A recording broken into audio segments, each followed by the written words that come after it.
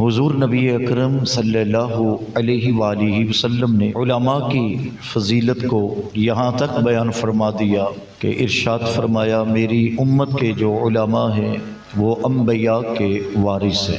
نبی اکرم صلی اللہ تعالیٰ علیہ وآلہ وسلم کی امت میں علم میں بڑے بڑے نام پائے جاتے ہیں، لیکن علم کے میدان میں جسے بہت زیادہ مقام و مرتبہ حاصل ہوا اور جن کے علم کا شہرہ رہتی دنیا تک باقی رکھا گیا، وہ حضرت نعمان بن ثابت امام اعظم ابو حنیفہ رحمۃ اللہ علیہ ہیں۔ امام اعظم ابو حنیفہ رحمۃ اللہ علیہ نبی پاک صلی اللہ علیہ وسلم کی امت میں وہ عالم ہیں کہ جن کے علم کی بشارت خود نبی پاک صلی اللہ علیہ وسلم نے امت کو عطا فرمائی۔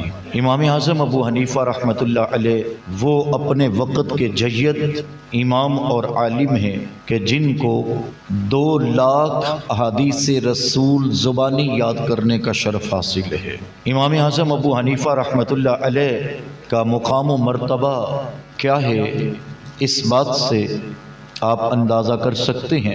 حضرت داتا گنج بخش علی حجویری رحمۃ اللہ علیہ نے اپنی کتاب کشف المحجوب میں اس بات کو لکھا۔ آپ فرماتے ہیں کہ میں ملک شام میں گیا اور ملک شام میں مؤذن رسول حضرت سیدنا بلال حبشی رضی اللہ تعالی عنہ کے مزار پر حاضری دی۔ حضرت سیدنا بلال حبشی رضی اللہ تعالی عنہ کے مزار پر ہم بیٹھے تھے، تو وہاں ایک رات گزارنے کا عزم کیا۔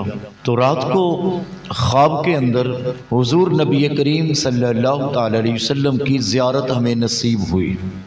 حضرت سیدنا بلال حبشی رضی اللہ تعالی عنہ کے مزار پر انوار کی برکات کا یہ عالم تھا کہ حضرت داتا صاحب علیہ رحمہ فرماتے ہیں کہ حضرت بلال حبشی کے مزار پر میں نے ایک رات گزاری تھی، اور اس رات میں خواب کے اندر مجھے اللہ کے پیارے محبوب کا دیدار نصیب ہو گیا۔ تو میں نے خواب میں دیکھا کہ نبی کریم صلی اللہ تعالی علیہ وسلم تشریف فرما ہے اور آپ کے ارد گرد آپ کے صحابہ کرام کا جھرمٹ ہے، اور آپ صلی اللہ علیہ وآلہ وسلم نے ایک شخص کا ہاتھ پکڑا ہوا ہے اور ان سے بے حد میرے حضور محبت فرما رہے ہیں۔ تو حضرت داتا گنج بخش علی حجویری فرماتے ہیں کہ میں نے پوچھا یا رسول اللہ صلی اللہ علیہ وسلم، یہ شخص کون ہے جس سے آپ اس قدر محبت فرما رہے ہیں؟ تو ارشاد فرمایا کہ یہ میری امت میں نعمان بن ثابت ہے اور میری امت کا امام اعظم ابو حنیفہ ہے۔ اس قدر سیدنا حضرت امام اعظم ابو حنیفہ رحمۃ اللہ علیہ کا مقام و مرتبہ ہے۔ حضرت امام اعظم ابو حنیفہ رحمۃ اللہ علیہ کثرت کے ساتھ تلاوت قرآن میں مشغول رہتے۔ آپ کے بارے میں کتابوں میں لکھا گیا کہ آپ اکثر اوقات ایک ہی رات میں مکمل قرآن مجید ختم فرما لیا کرتے تھے۔ بلکہ 4 لوگ ہیں جن کو اللہ کے گھر کعبۃ اللہ کے اندر مکمل قرآن پڑھنے کا شرف حاصل ہے۔ وہ 4 لوگ ہیں، اور ان میں ایک نام حضرت امام اعظم ابو حنیفہ رحمۃ اللہ علیہ کا ہے کہ آپ نے اللہ کے گھر کعبۃ اللہ کے اندر فقط 2 رکعت کے اندر پورا قرآن مجید ختم فرمایا تھا۔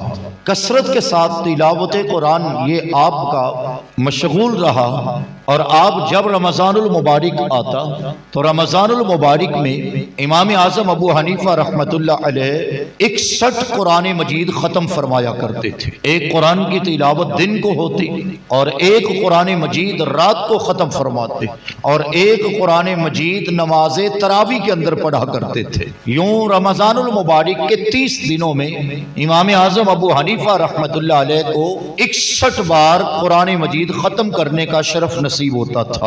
امام اعظم ابو حنیفہ رحمۃ اللہ علیہ جہاں بہت بڑے عالم ہیں اور جہاں بہت بڑے عبادت گزار ہیں، امام اعظم ابو حنیفہ رحمۃ اللہ علیہ وہاں بہت بڑے تاجر بھی تھے۔ آپ کپڑے کا کاروبار کرتے تھے، تجارت۔ امام اعظم ابو حنیفہ رحمۃ اللہ علیہ آپ ایک بار کہیں جا رہے تھے تو رستے میں ایک جگہ پہ کیچڑ تھا۔ امام صاحب رحمۃ اللہ علیہ کا پاؤں اس کیچڑ میں لگا تو جوتے سے کچھ مٹی اٹھی اور ایک سامنے مکان کی دیوار پہ جا لگا۔ امام اعظم ابو حنیفہ رحمۃ اللہ علیہ وہاں رک گئے اور یہ سوچنے لگے کہ میری وجہ سے کسی کے مکان کی دیوار گندی ہو گئی۔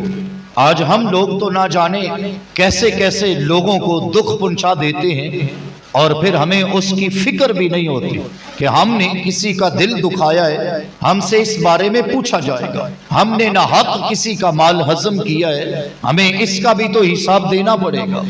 آپ کس قدر تقوی اختیار کرنے والے لوگ ہیں کہ آپ جا رہے ہیں، پاؤں کیچڑ میں لگا ہے اور پاؤں سے مٹی اچھل کر سامنے مکان کی دیوار پہ لگ گئی اور آپ رک گئے کہ یہ سب کچھ تو میری وجہ سے ہوا ہے۔ ابھی سوچ ہی رہتے کہ اس کا حل کیا نکالے تو اس مکان کا مالک مکان سے باہر آیا۔ اتفاق یہ تھا کہ وہ مالک مکان یہودی تھا، اور دوسری صورت یہ تھی کہ وہ امام اعظم ابو حنیفہ رحمۃ اللہ علیہ کا مقروض بھی تھا۔ تو جب وہ باہر آیا تو وہ تھوڑا سا سہما تھا کیونکہ اس نے آپ کا قرض دینا تھا۔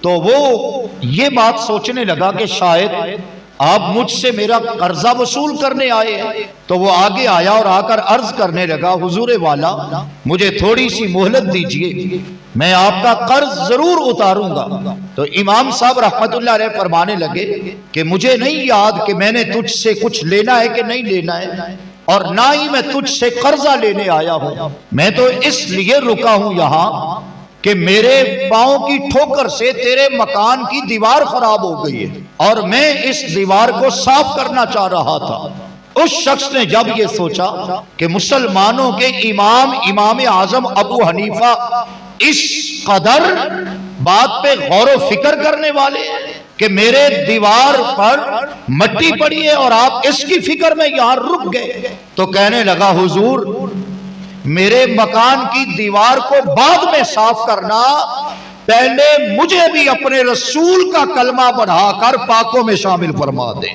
کیسے تھے وہ عظیم لوگ جن کے عمل اور کردار کو دیکھ کر لوگ میرے حضور کا کلمہ بھی پڑھا کرتے تھے اور دائرہ اسلام میں بھی آیا کرتے تھے۔ اور ہماری حالت کیا ہے؟ ہمارے کردار کو دیکھ کر تو لوگ ہم سے دور بھاگ رہے ہیں، ہمارے عمل کو دیکھ کر تو لوگ نماز سے دور ہو جاتے ہیں۔ لیکن یہ ہمارے امام اعظم ابو حنیفہ رحمت اللہ علیہ، اللہ نے جتنے بڑے علم کی دولت عطا فرمائی تھی اس قدر آپ کو تقوی کی دولت سے بھی مالا مال فرمایا تھا۔